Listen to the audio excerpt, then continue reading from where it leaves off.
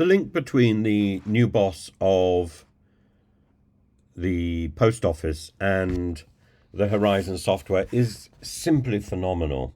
It's all to do with ICL, which managed the development of Horizon in the first place. It's madness to appoint somebody who has links with ICL.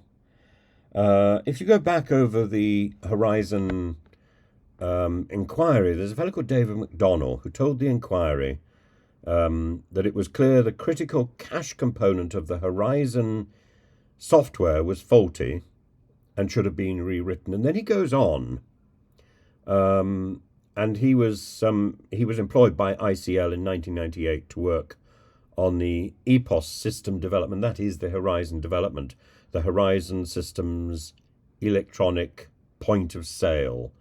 And he completed an account of a review of the quality of the team of developers and said that they simply weren't up to scratch. 2 out of 8 were good, he said. 3 or 4 were simply not up to it.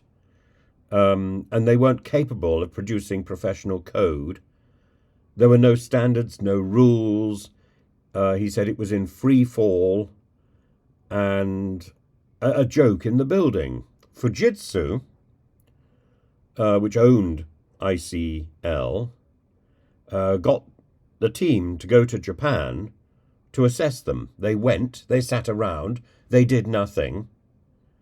And this demonstrates the problem. There was a lot of navel-gazing and no activity.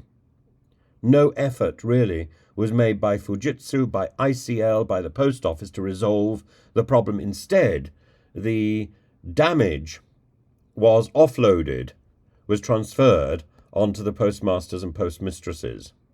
And then this huge effort was made by the people in charge to defend the huge amount of money that had been spent on this effort.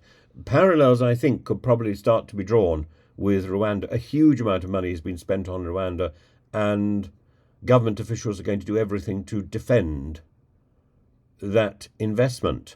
It's Rwanda which is the solution, not stopping the boats, which is the solution. It's the cart before the horse.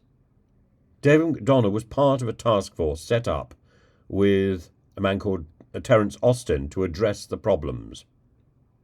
And they said, whoever wrote the code has no understanding of basic maths, basic elementary maths, or the most basic rules of programming.